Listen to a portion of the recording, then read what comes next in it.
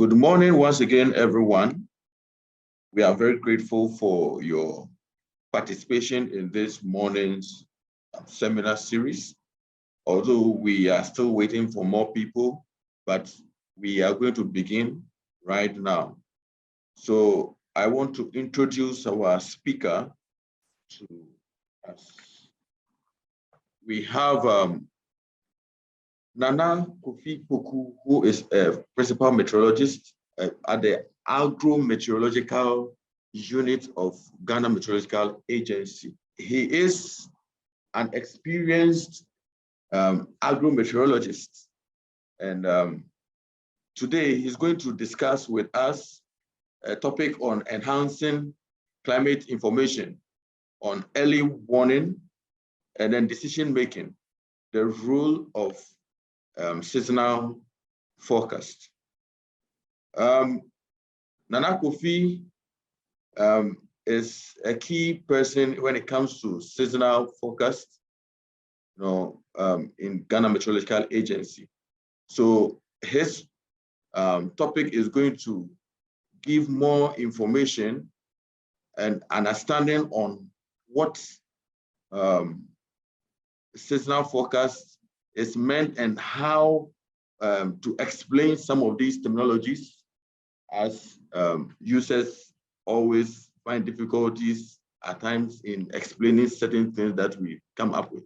So today he's here to explain to us most of the things that we do say.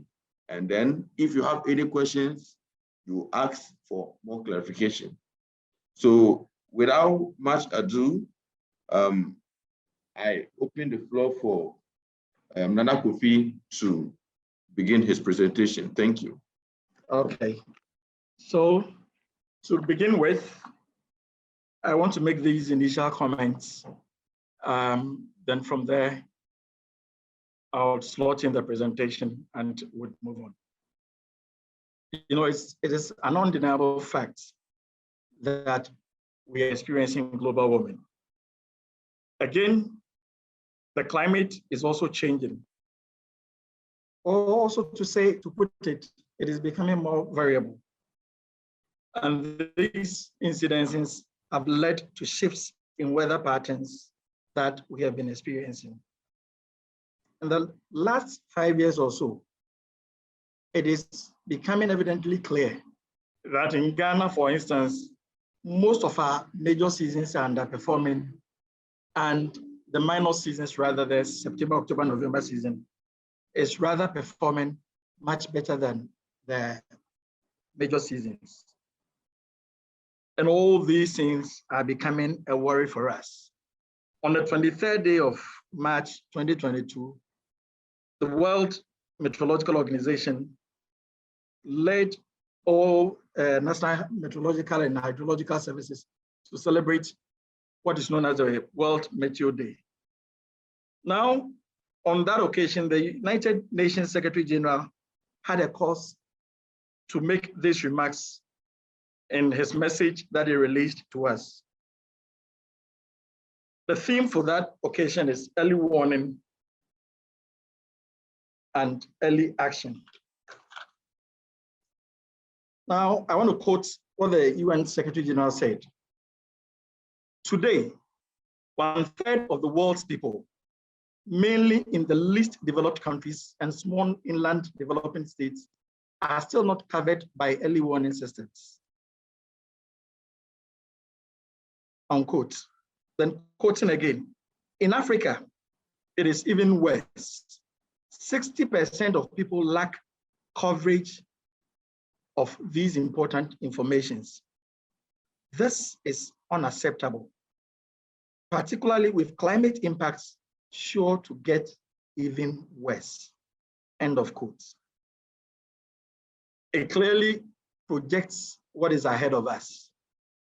So in view of this, the topic for discussion today couldn't have come at any better time.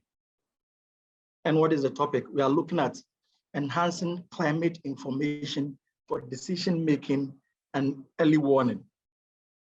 If we are able to get well informed ahead of time, if we're able to make informed decisions ahead of time, then probably we might not be able to stop disasters from happening, but we would be able to mitigate the disasters that may occasion. So that is a topic, the role of the seasonal forecast, that is a topic up for discussion today. So the outline is going to take the form of this. GMET, weather and climate services, the background to the seasonal forecast. Exactly what is seasonal forecast? When we talk about seasonal forecast, what are we talking about?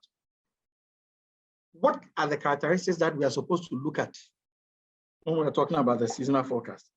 How are seasonal forecasts commonly presented? What are the benefits? Obviously, it may have benefits, but I can assure you it also has some limitations. So what are the benefits and the limitations of using these seasonal forecasts? And the summary, and now we'll also share the way forward. Now, I want to situate argument within this institution, the Ghana Meteorological Agency. Somewhere in 1957, the then Ghana Meteorological Services Department was formed.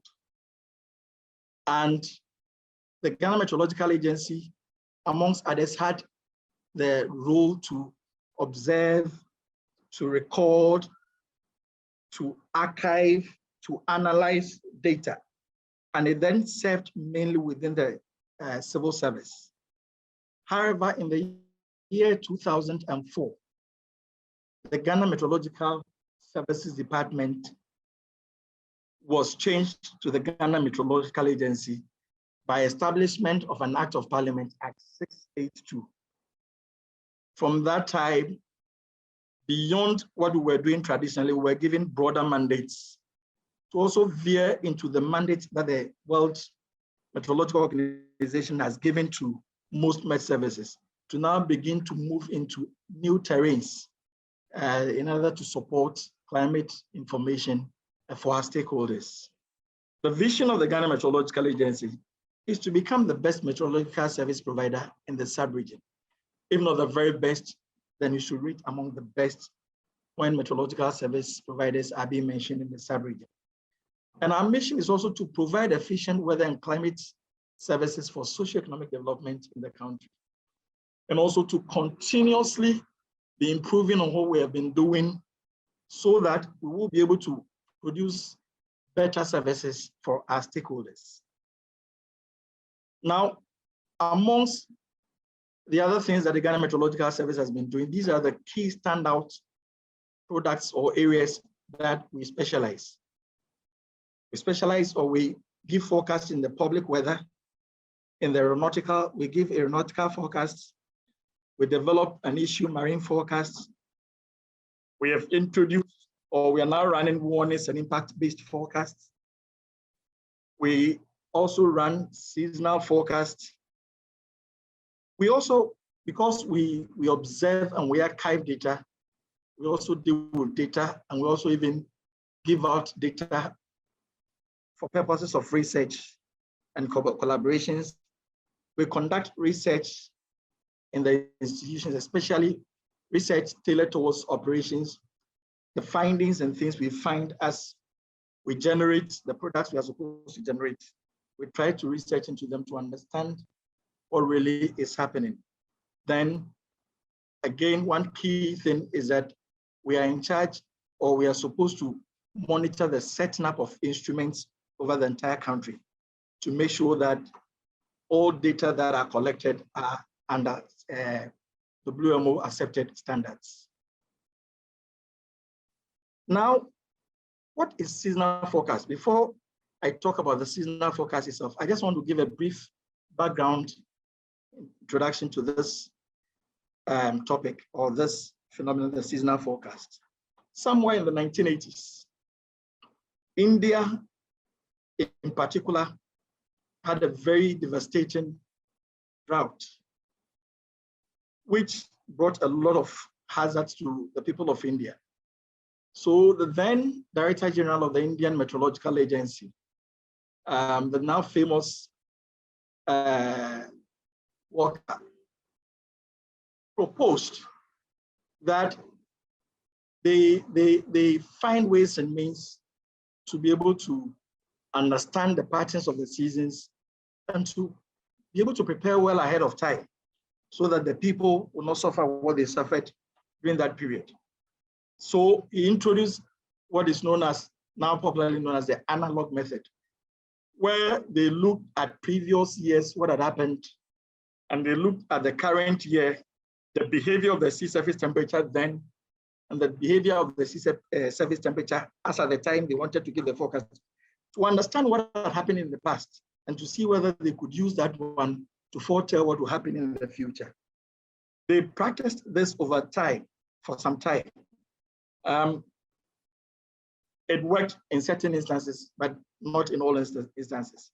So from that time, there was keen interest in trying to understand forecasting at the seasonal time scale level. So in the 1990s, when there has been a lot of computation powers, a lot of improvement in the understanding and the modeling of the various components of the Earth systems, there has been a clear understanding of how things had been moving on. There was an attempt to now use or to situate the seasonal forecast scientifically based into operations. This one, when we read Bois et al. 2015, you have more in-depth knowledge on that. So in the 1990s, operational seasonal forecasting started. Now, the development of this seasonal forecast and the associated infrastructure now fills the void for predictive information on seasonal timescales, which will now enable us to make informed decision-making ways ahead of time before the event itself takes place. Now, in WMO led in this state, and WMO helped us to identify 5 or 6 key areas which has been included in our national framework for climate services, where at least these sectors, we are supposed to be supporting them to be able to analyze the season way ahead of time so that they will be able to plan. And some of the seasons or some of the major area sectors that we are looking at include agriculture and food security, health, energy, water, disaster management, amongst others. Right. Now, the Ghana Meteorological Agency has been given forecasts for a very long time, pre-1957s. But here I want us to situate where the seasonal forecast is. Now we do what is known as the nowcasting, few minutes to few hours. Then we do what is known as the weather forecast. It could run into days, a week, 10 days. But truth of the matter is that the greater the lead time, the less skill developed or the less skill we have in that particular forecast. For instance, if I'm forecasting what will be happening this evening, chances are very high that I may get it right than forecasting, let's say, a week from today or about 10 days from today. So it is scientifically based, yes, but the more the lead time, the less the scale of the forecast that we are forecasting. So we also forecast at time scales of, let's say, 2 weeks, months, then into seasons. So when we look at the 2 weeks up to the months, now we refer to that particular time frame as sub-seasonal or intra-seasonal forecast. So this is within the season. You pick a certain season, and if you want to do a monthly analysis within the season, weekly or decadal analysis within the season, then refer to those time frames as intra-seasonal or sub-seasonal.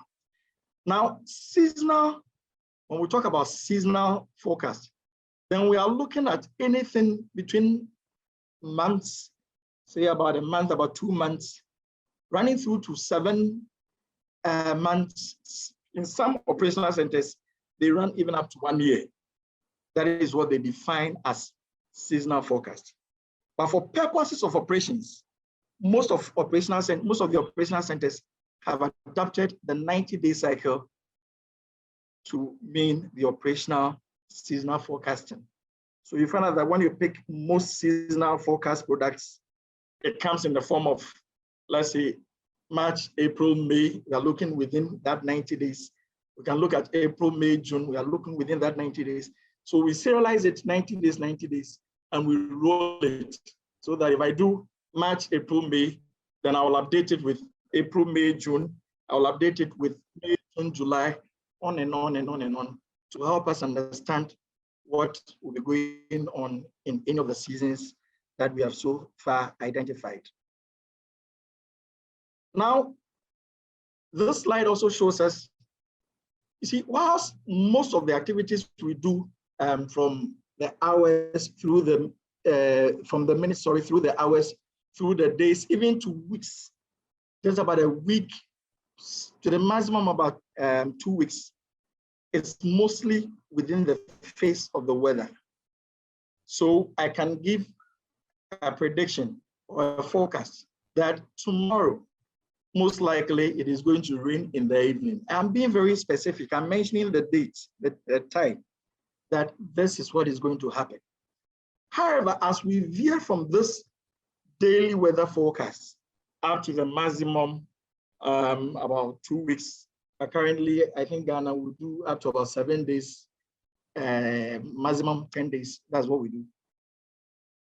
Beyond that phase, then there is the introduction of the seasonal.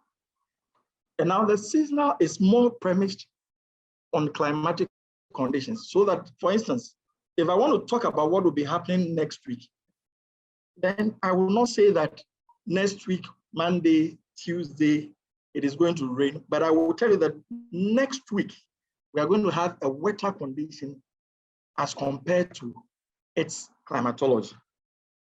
So you find out that those states, we are moving into the climate where we give a general overview of the activity that is supposed to take place within the time frame set for ourselves. But the weather will tell you next Monday, it is going to rain in the morning, and there is a probability. But when I'm dealing with the subseasonal to the seasonal, I cannot tell you to rain on Monday, but I'll tell you what will really happen within the next week. And we found out that all these forecasts are very, very, very, very important for certain key decision making. When we look at the subseasonal, at the subseasonal level, we find out that we are interested in getting to know what is the state of the soil moisture, what will be the state of the soil moisture in about a week or in about 10 days or in about a month, so that when I'm a farmer or when I want to venture into any activity, I have a clear understanding of what probably might be happening ahead of me, so that it will help me to make decisions. Now, as we move into the seasonal time scale, you find out that the major indicators or the drivers that drives weather at this time scale now becomes very sparse. And it is noted, there is a lot of scientific information out there that ENSO is a major driver towards the seasonal forecast, especially over the tropics. Then as we move more into years, into decades, into centuries, we are also able to look at the long-term impacts or scenarios that the weather would have for us. So then what is seasonal forecast? We're saying that seasonal forecasts are based on a multiplicity of sources. We use dynamical models in generating seasonal forecasts. It helps us to understand the influence of the drivers of these seasons. And we also use what is known as the empirical or the statistical models also in generating these forecasts. And these forecasts, more often than not, are expressed in probabilistic terms. So we will get to know what probabilistic terms are. So it helps us, once the forecast comes, it helps us to appreciate whether there's going to be a shift. And if there's going to be a shift, where is the shift going to fall or going to lie on? And these ones will help us in the decisions that we would have to make. Generally, just as I said, it is not possible to predict these day-to-day changes in detail when we are talking about 2 weeks ahead, 3 weeks ahead, 1 month ahead. It is very difficult to give the day-to-day changes that occur at that time scale. So why do we issue seasonal forecast, or why do we prepare seasonal forecast? Why seasonal forecast? We have come to understand that seasonal forecasts are very important for decision making and for development of early warning systems. I mean, as we go through, one example here. Assuming I know that traditionally over here in Accra, maybe by the ending of March or early April, the rains are supposed to start. Then around that time, I try to clear my area. I'm a farmer. I clear an area where I want to go into farming. Then I receive the forecast, which tells me, a weekly forecast, that the 1 week ahead of us, it is not going to rain. But I know that traditionally, within this time frame, that is the time that the rains come. I have another forecast that is telling me within the month that this month it's less likely that we are going to have even normal rainfall. The rainfall is going to be below normal rainfall. You receive information on the seasonal timescale, which tells you for this season we are looking at, the rains are going to be below normal. So it means you're not even going to get the normal rainfalls that you get. You're going to get what is known as the below normal rainfall. As a farmer, what do you do? This is where the early warning systems would have to be kicked in place. In the face of this information, and let me be clear here, I am not saying the farmer goes into activating his plans only based on climate or weather information. Amongst others, you have to look at your fertilizer, your land size, your agricultural management practices. All these other factors would have to be added to whatever you want to do. But in view of this significant information coming from the section of the weather, what do you do? What decision do you make? Do you continue to proceed with your farming, or do you wait until you're told that probably the times ahead of you, it's good, so you can go into farming? Or do you even make a tactical decision to say that then this year, let me not even venture into farming, let me look for an alternate and let me go and do that thing? This is what we are talking about. If we're able to have the informations ahead of time, if we're able to understand what the informations are giving, what they are telling us clearly, then it helps us, or it informs us to make decisions on what we have to do, whether in the area of agri, in the area of energy, or whichever sector we find ourselves. We'll then be able to make a decision and move on with our lives. So we clearly see that the importance of seasonal forecast is also to help us minimize the risks that we have to take, and also to maximize the benefits that we'll be getting from whichever activity we'll be doing during the season that we are talking about. Here in GMET, what we normally do is that we issue 3 main forecasts. Ideally, we can issue, or most of the global centers issue forecasts at the end of every month, or just at the beginning of every month, the forecast for the next season comes in. But because Ghana mostly is a bimodal country, and we can clearly identify the peaks of the rainy season in the major season for both the north and the south, and we can also understand where the minor season is situated, we kind of normally give forecasts to suit these seasons that I have spoken about. We give for the March, April, May season, with its rolling on season of April, May, June. We also give, this is for the southern part of Ghana. For the main season of the north, which spans from May through to October, we also give another seasonal forecast.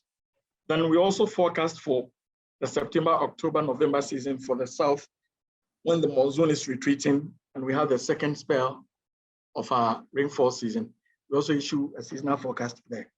However, what we try to do is to update all these forecasts that we issue at least about 4 times. We make sure we update the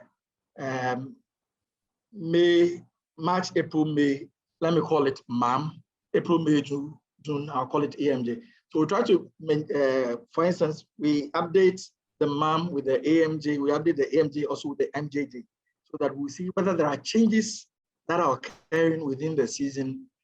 And if there are, we can also quickly communicate it to the stakeholders. So what we have here in this slide is to help appreciate why we make that tactical decision to generate our forecast within the periods that we normally do. What you have here is the mean rainfall for the base period 1991 to 2020 at monthly time scale. We want to understand how the rainfall evolves from January through to December. From January, you realize that it is just a small portion over the forest area, moving from the Half Assini, Azim area through the Bogoso, Takwa, those areas, moving towards the Sefibekwa area, the typical forest zone of the country. We still have amounts of rainfall. We record rainfall around that area. When you look at the legend carefully, around those places, we record between 20 and 40 millimeters of rain. As the season progresses, the month of February, you find out that the rainfall begins to pick up within the same areas. But when you move into the transitional area and along the coast, now we begin to record pockets of rainfall. So clearly, from even these 2 months, we notice that in the month of January, even though the season hasn't started, there are rains. In the month of February, even though the season has strictly not started for most places, we still record rainfall. Same through the whole year. So sometimes when we find out that the rains are coming in a particular month and we have not issued a seasonal forecast, it doesn't presuppose that, oh, the season has started and why are you people not issuing weather forecast or the seasonal forecast? You wait until the rain starts before you issue your seasonal forecast. No. When we are talking about our seasonal forecast, what we are looking out for is different from what we are seeing in these monthly evolutions. When we get to March, you see the amount of rainfalls we are recording. Generally, over most places over the forest areas or almost the southern half of the country, we find out that almost all the places we are having monthly rainfall totals in excess of our 70 millimeters. When we move to April, we are having rainfalls monthly averaging in excess of about 110, except for the coast where we are now also having about between 70 and 110. When we move to May, June at the peak of the season, we are recording monthly rainfalls for most places, 70 millimeters to 300 millimeters monthly over the southern part of Ghana. And by the time we get to July, we find out that the rains start getting down, coasting along these areas, parts of the forest areas. What we notice is that the rain starts ceasing gradually. By then, our ITD, intertropical discontinuity, had left the southern part of the country, heading towards the northern part of the country. And therefore, by that time, our season, the major season, is understood to be over. Except that there may be occasional rainfalls there. But at that time, if anybody wants to plan, especially for purposes of agric, on sustained rainfall for whatever agricultural activity or whatever activity the person is doing, the person will understand that from after the ending of July through August, you might not get that sustained rainfall for whatever activity you want to be involved in. But however, when we look at the north, you realize that at that time, July, especially August, September, that is a peak of this in the north. And by October, starting from September, the ITD starts also drawing back to the south. By October, rainfall over the southern part of the country is enhanced, but the ones for the northern part of the country starts reducing. By November, we find out that the rainfall over the north is almost off. When you look at the legend, between 4 and about 10 millimeters of rainfall for the entire month. Then for the forest areas, it starts weakening, and it starts getting back to the same forest areas where the rain starts. So our rains start from the forest areas, and our rains also end in the same forest areas. And because of the peaks, when we look at the March, April, May, June, for the southern part of the country, that is why we highlight our seasonal forecast to be within these ranges. And for the northern part of the country, we start as early as May, running through up to ending of October, where their season also takes place. Now, so what are the climate characteristics that we focus on when we are doing the seasonal forecast?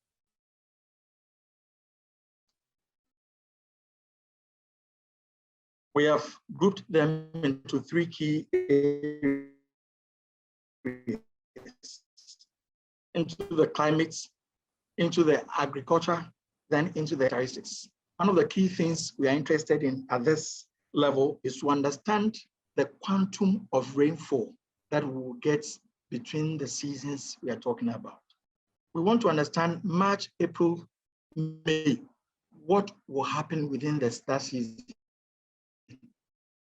Are we going to get an above normal rainfall? Are we going to get a below normal rainfall? Are we going to get a normal rainfall? If we get a normal rainfall, what will be the implications? If we get an above normal rainfall, what will be the implications? So this particular type of forecast is done, updated every month. So we do March, April, May, then we'll also come out with April, May, June, July. It keeps on and on and on and on. Then we have the agrological characteristics. Well, most of these incidences happens once in the whole season. The onset of the rain season happens just once within that season. And therefore, it is important for anyone who wants to take advantage of this season to understand exactly what time is this season going to start, so that on the basis of that, you'll be able to take decision. If the season starts, assuming the season starts today, when is the season going to end? If it ends in 1 month and I want to go into an activity that I will need sustained rains for about 3 months, is it worth taking that risk?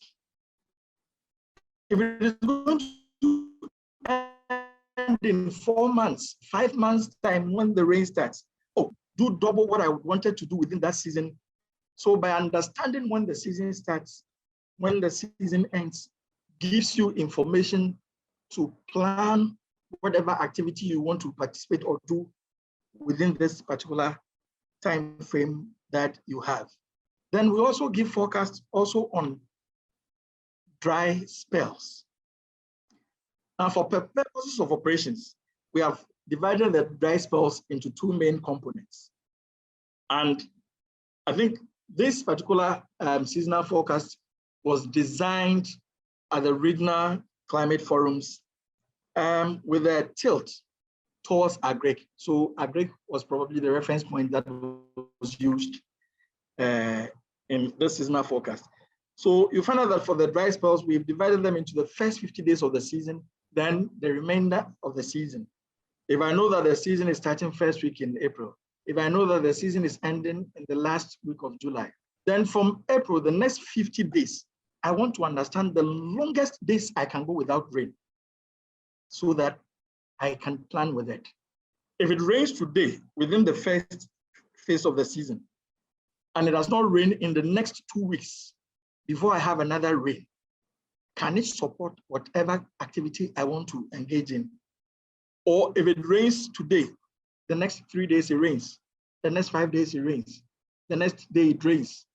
If such a pattern also develops, how is it going to influence my season?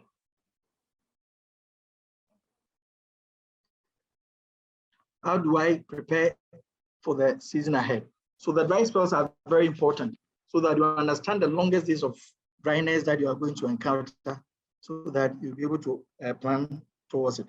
Then the hydro characteristics.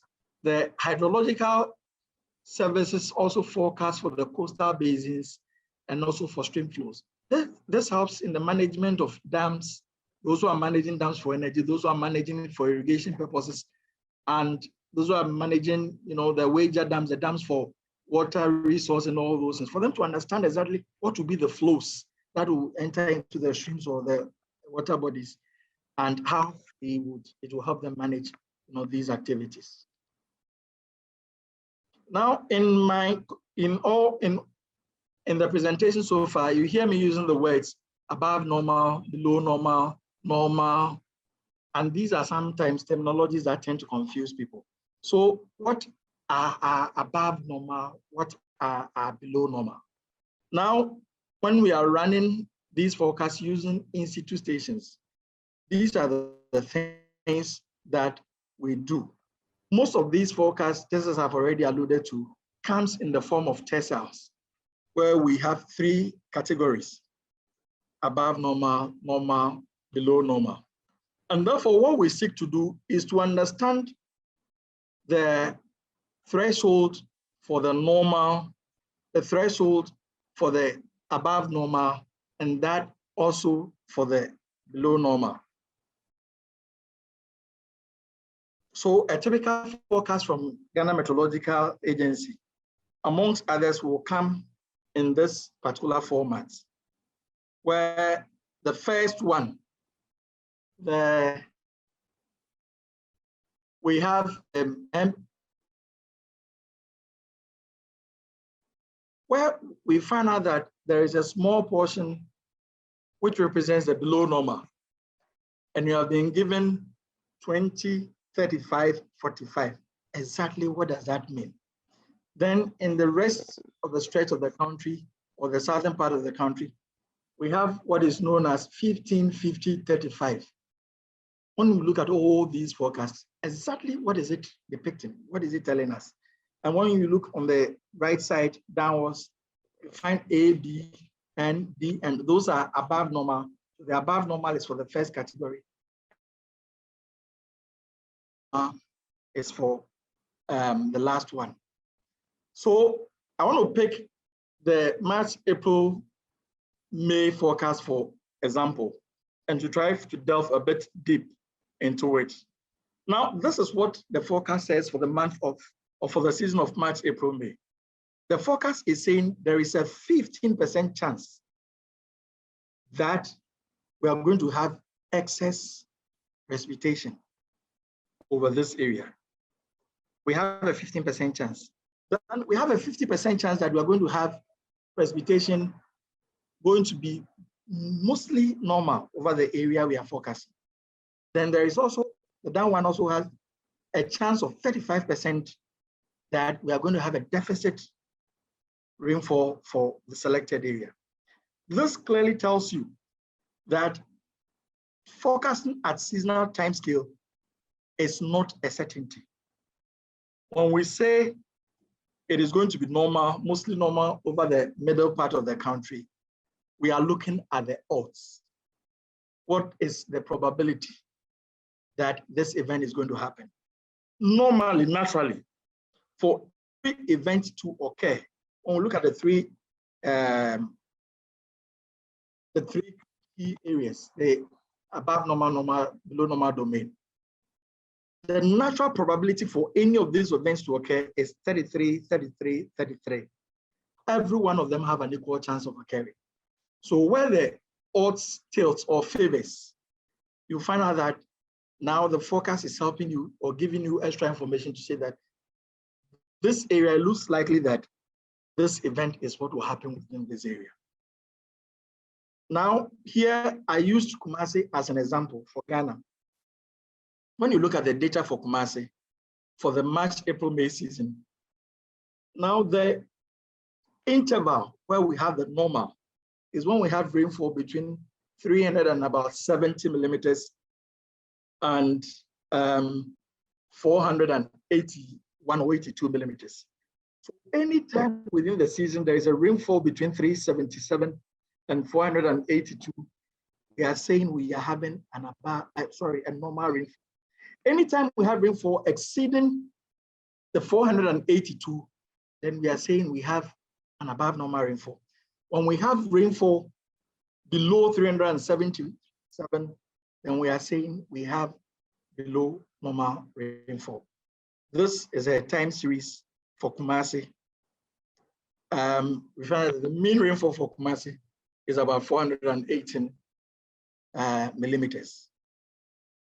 Now we are using from 1980 to 2021. Then we'll find out that that small interval where we have the dotted lines, the interval between these two places is what we refer to as our normal rainfall. So before you select the normal rainfall, you realize that indeed all three of them have an equal chance of occurrence. Now, when we pick the data, for us to be able to know which third lies within the above, which third lies within the normal, and which third lies within the below normal, when we treat the data from the smallest, or we develop a sequence from the smallest to the largest observed values, we're going to get the curve that we are getting. And clearly it tells you the normal interval of the rainfall and the above normal interval of rainfall and the below normal interval of the rainfall. Here I used 42 years as the example. And you realize that for each interval, it's likely we're going to have 4 observations. So that is how, or what we use in developing these forecasts, the above normal, below normal, below and normal. We first take the data from the least to the highest, then we separate them into 3, and this one helps us to get the above normal, normal, below normal. So when the forecast is going to fall within any part of them, the above normal, it is indicated by the 3 key areas we have given, which will help you to situate the amount of rainfall you are likely to get. Now, yes, it is a forecast that has been given. It is very good for planning and for whatever activities you want to do. But let's look at this hypothetical situation, and it can happen in real time. So the decision of whether or not to prepare or to take action will depend on your risk appetite. Now, because a forecast is mostly probabilistic, there is always a chance that a predicted event won't occur. For instance, if the forecast is for the events that the event will occur is 60%, remember that there is also a probability of 40% that that event may not occur.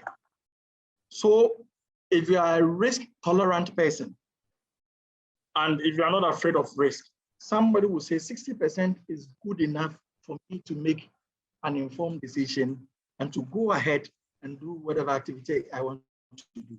Somebody also will look at it the same thing at it this way. There is still a 40% chance of risk that if I do plan with 60%, I am going to get a failure, and therefore I would not want to do it. So we would issue the forecast, we'll interpret, we'll help you to understand, but the decision making boils down to your appetite for risk.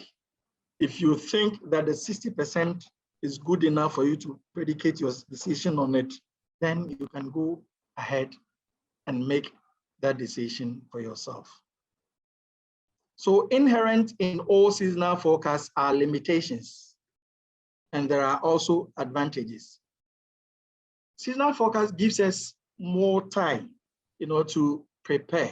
Just as I said, if I know a month or even 2 weeks earlier that if I plant within the next 10 days or 3 days, there's a likelihood that I may not get rains and therefore my plants will not even germinate, then I can make a decision that no, I would want to wait until a better time that I can do my planting.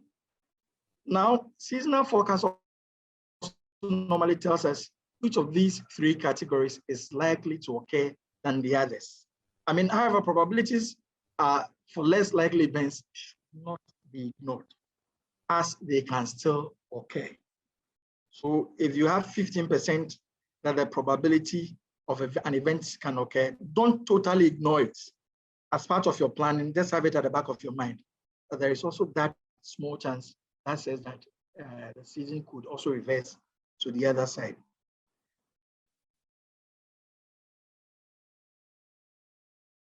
So let me skip this one. So seasonal forecasts, we have to understand, are not a certainty. Even daily forecasts, where the scales at that short time scales are very high, are also not a certainty. So seasonal forecasts are not a certainty. That is why we plead with our stakeholders. When you get the seasonal forecasts, the agency issues other forecasts to support the seasonal forecast that has already been issued. There is a regular daily forecast. There is the weekly forecast that also come out. Currently, we tried on a pilot basis, sub-seasonal forecasts and monthly forecasts. Very soon, we'll be mainstreaming all these forecasts into the operations of the agency so that you have an advantage of knowing all the forecasts ahead of time. And we believe that these forecasts will help you to prepare, prepare and plan for your season that is ahead of you. This slide shows in the development phase of the sub-seasonal forecasts, stakeholders grouped, and we came out with plans and the science. We analyzed the science that will help us to issue forecasts at that time scales. The sub-seasonal, mainly 1 week, 10 days, week 1, week 2, week 3, to see the events that will be occurring in those areas.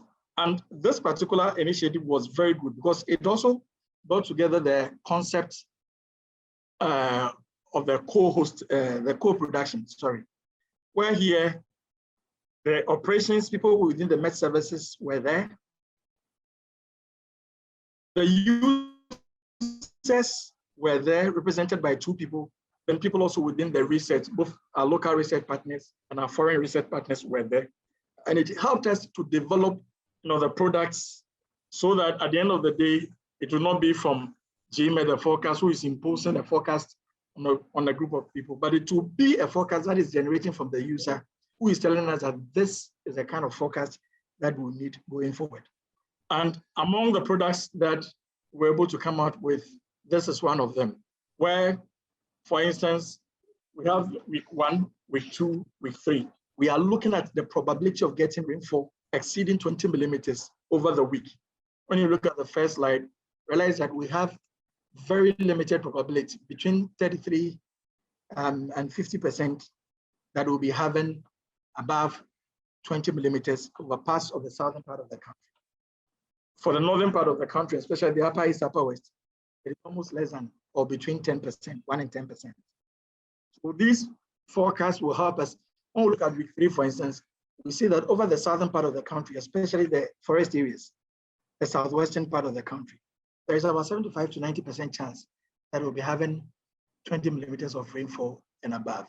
And all these ones will be able to help the farmer to understand, or the user to understand, whatever plans he'd want to use.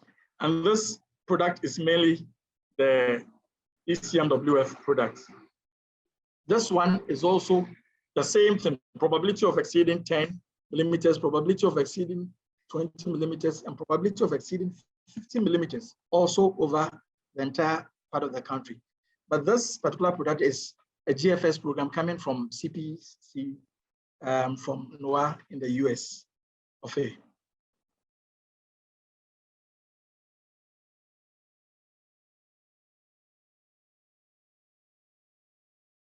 Seasonal forecast, as we have known, is important for decision making and also for early warning.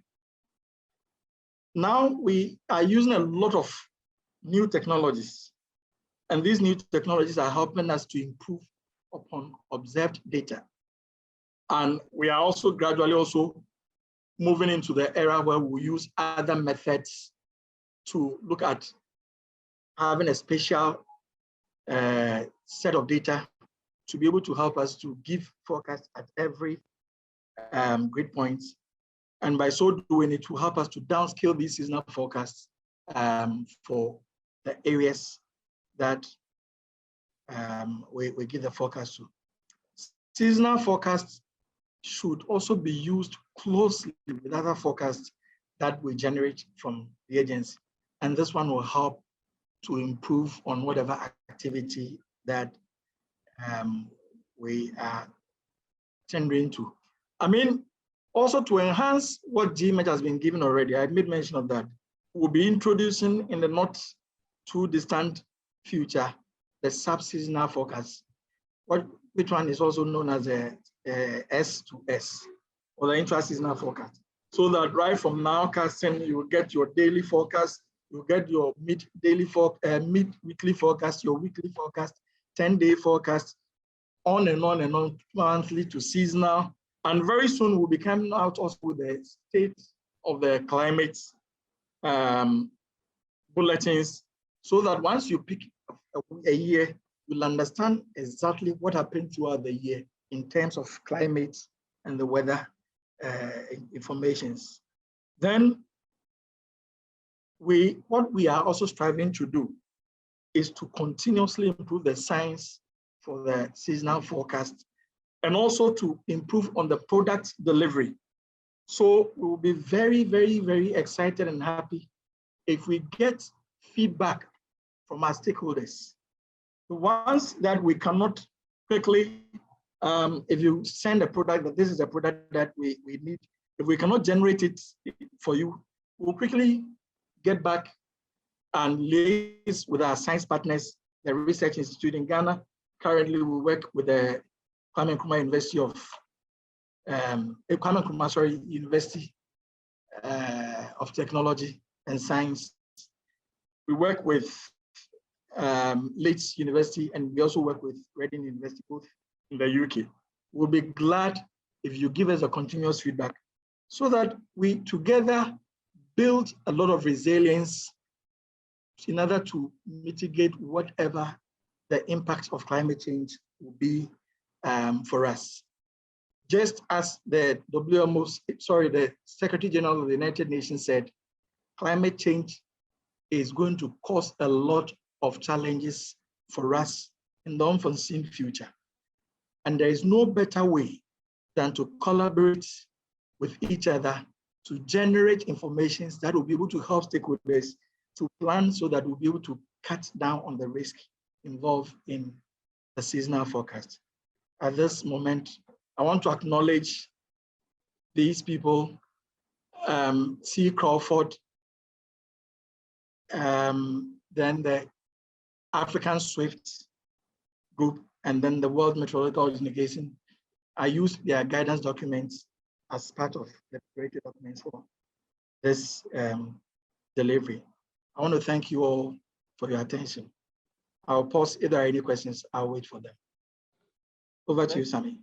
Yeah, thank you. Thank you, Nana. We are so grateful for the presentation, and we are going to open the floor for people to ask questions. Please, if you have any question, you can kindly raise up your hand in the participant list so that when you are seen, you'll be identified to ask a question. Meanwhile, we have some questions that have been pasted in the chat, which I'm going to read, and then we give answers to it.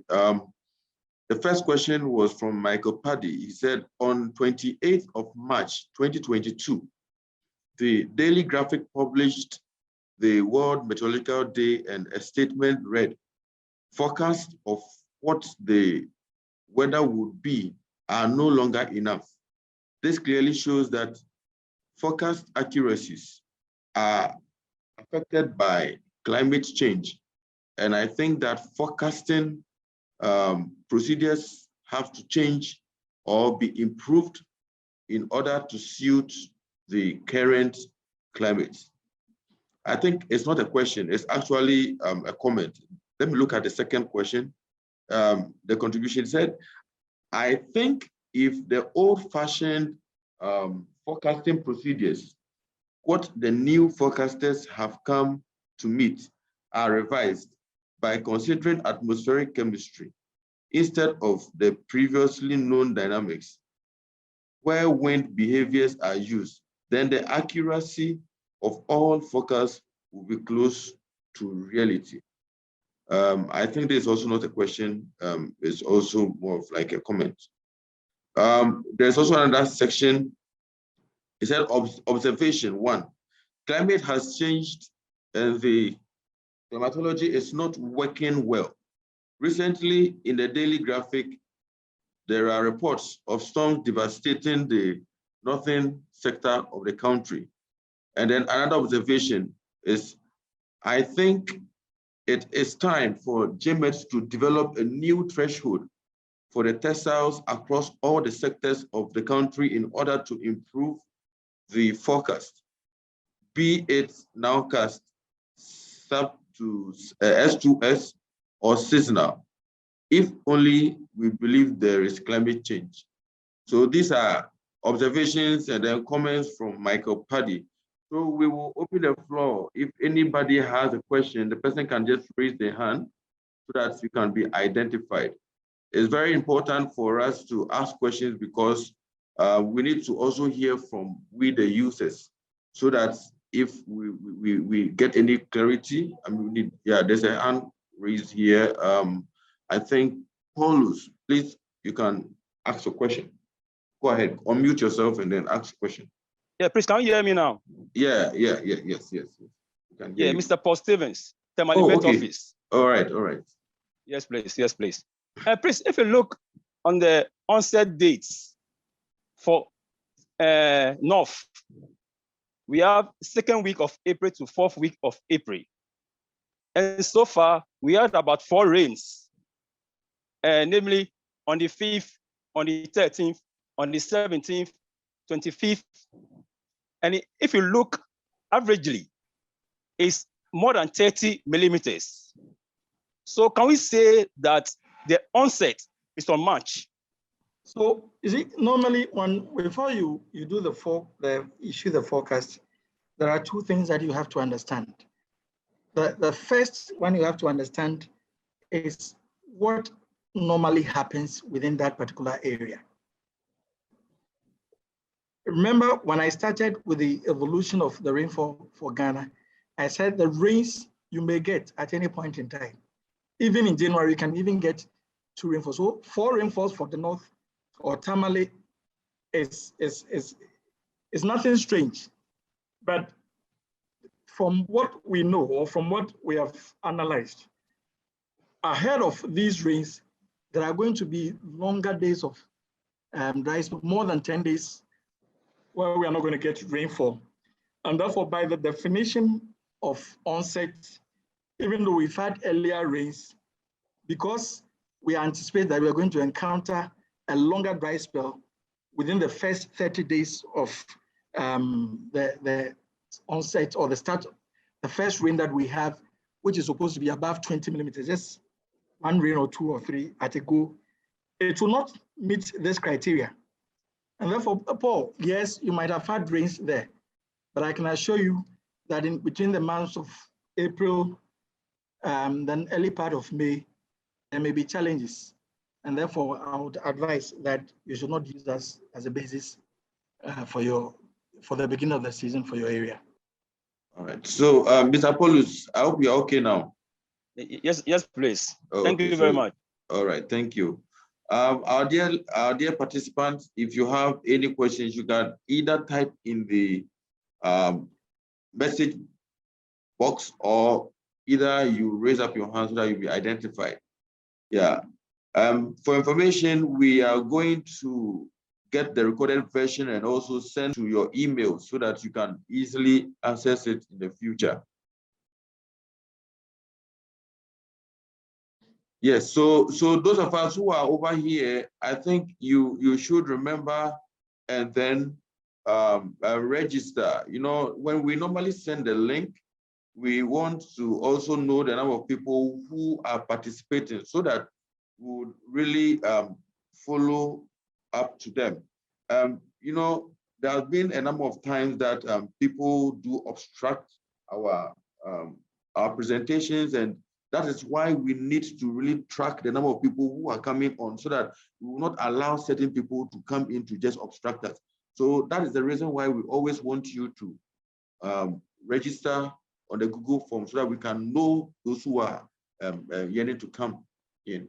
So let's take note. I think there's another question from, another hand has been raised. So yeah, Mr. Ayi, can you? All right. Yeah. All right. Thank you. I believe you can hear me. Yes. Yes, so Nana, that was a great presentation on the sub-seasonal and the seasonal forecasting, I believe. But just a quick one. So in the same light of the question that Paul asked, yes, about the false onset. You know, in most cases, we easily tend to sort of pitch those days as false onsets. But I don't know if as an agency, we also factor into it some teleconnections and what they could be. I mean, what their impact could be on the onsets. So maybe by way of asking the question, trying to find out if you, in the course of generation, the seasonal information, for instance, the onsets, the cessations, you factor into play some teleconnections, probably say ENSO effect, maybe some other teleconnections. Maybe you also presented, because I joined in late, maybe you talked about that, but that's just my question here. Thank you. All right, thank you, Doc. Just as you have said, yes, we normally do, because once we identify the onset, we understand that these teleconnections have influences on the onset. We look at it. So we analyze mostly the stream flows around that time. We analyze the MJOs, we look at the Kelvins, and all these major, then IOD, Indian Ocean, dipoles, we look at Atlantic, we look at all these sub-factors. We analyze all these ones before we finally come out with the release of the onsets. Okay, so I don't know if for maybe his observation, if that was the same thing you also found, that if there's any reason for that, maybe if you could share with us. Yes, currently, because when you look at the evolution over the next 30 days or so, the ENSO phase, I think, is around between the 6 and 7.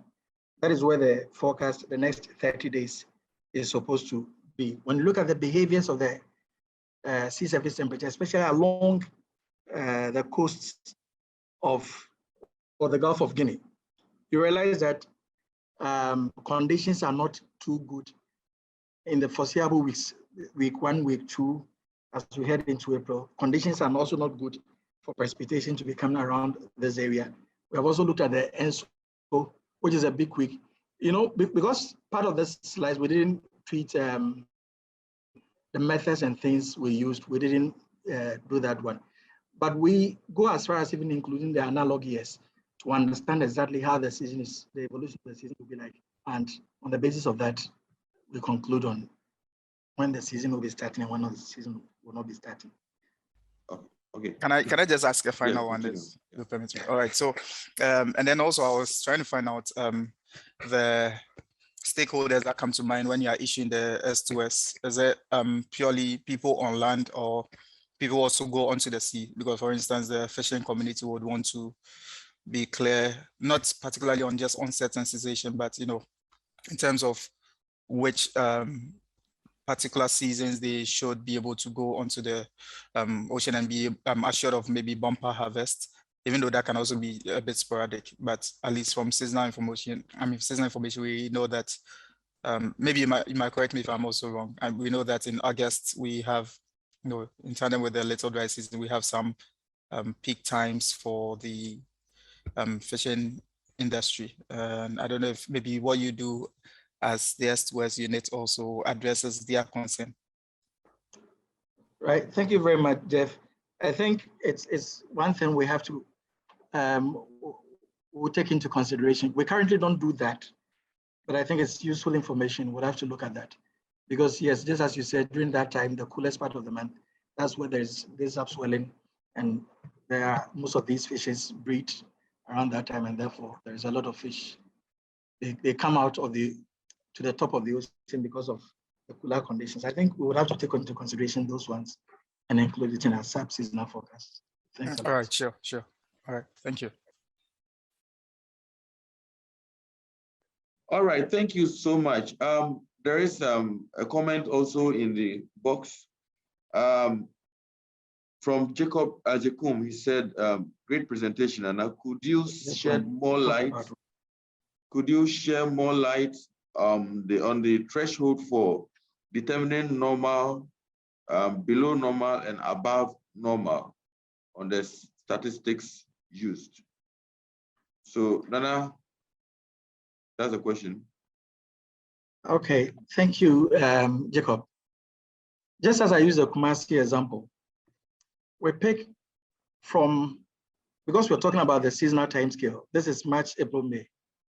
We pick from 1981 of the cumulative rainfall for March, April, May, through to the current year, 2021. So every year we have the cumulative rainfall. Then these amounts of rainfall, we sequence it from the least rainfall recorded, then to the highest rainfall recorded, the maximum rainfall recorded. Then we divide it into three. The ones that are supposed to be the above normal are supposed to be the first third of the top. Then the normal is the second third in the middle, and the last third will be the below normal.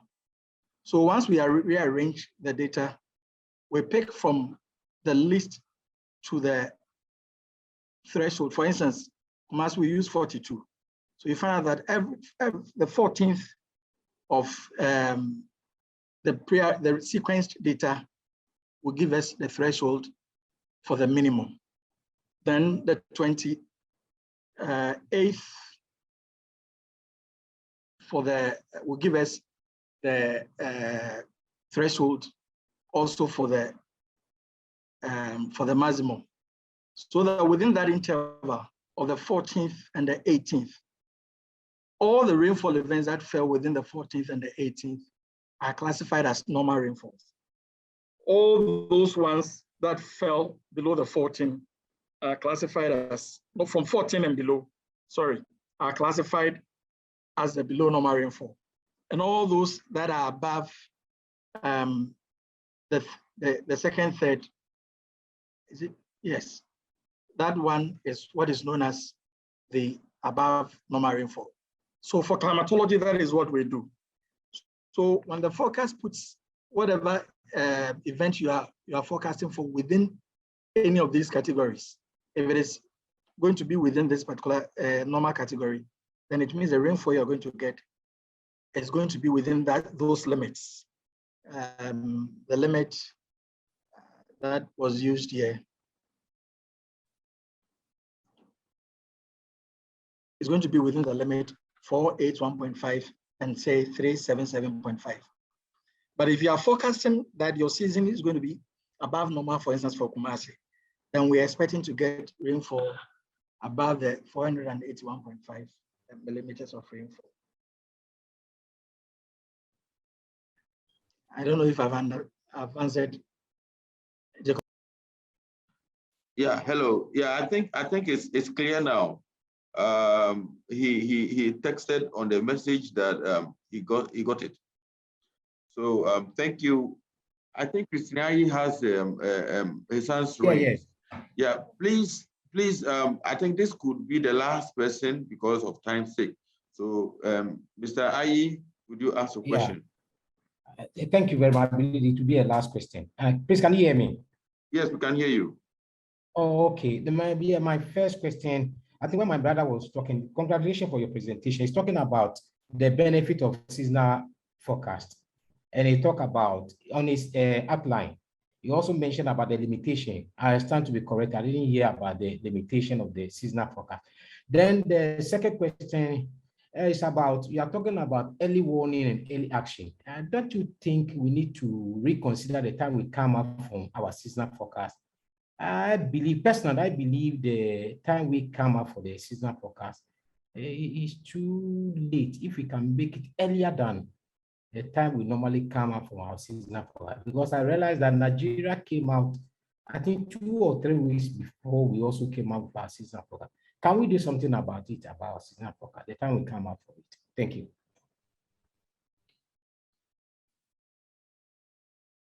Hello, Nana, please. All right. Thank you. The limitations, when you go to, I think about slide 18, 19, you'll find out that there have been some limitations that have been enumerated over there. So yes, there are limitations.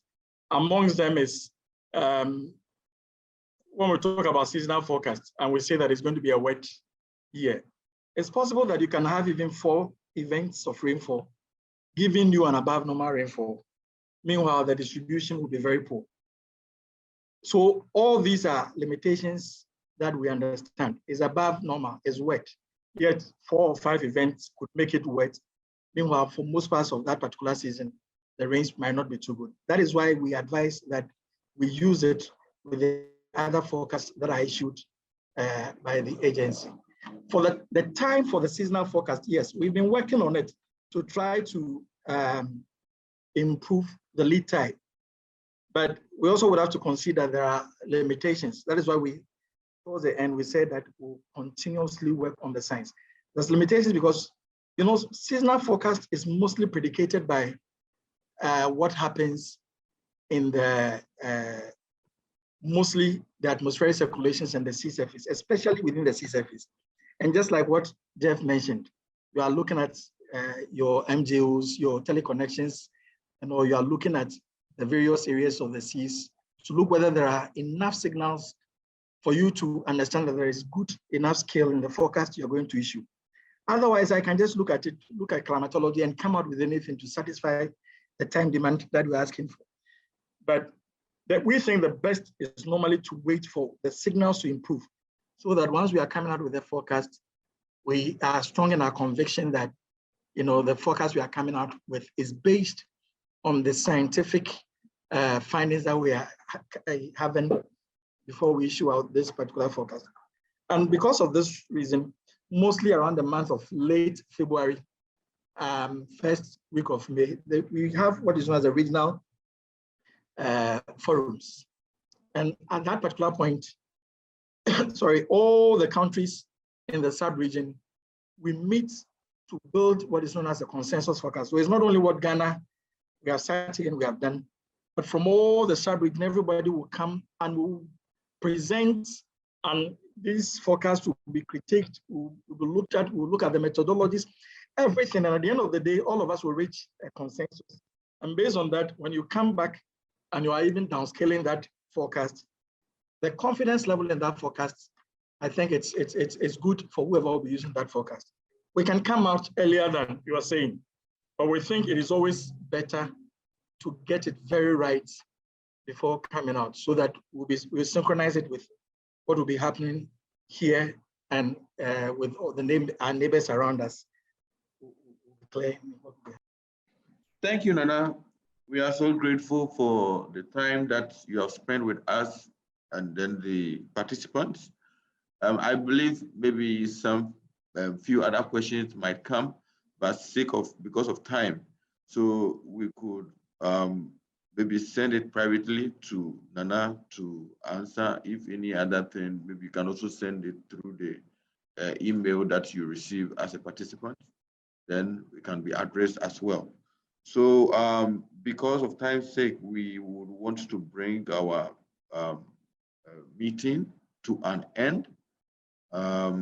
We are so grateful for your time And then we believe that the next time that we are going to do another presentation, you also be part of us such that we do more and more education to help us understand what work we do. So next month, we are going to send the date for the next meeting for you to also join us.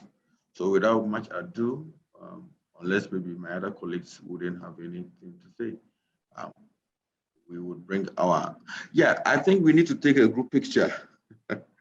Yeah, I nearly forgot. So can we turn on our camera so that we can take the group picture?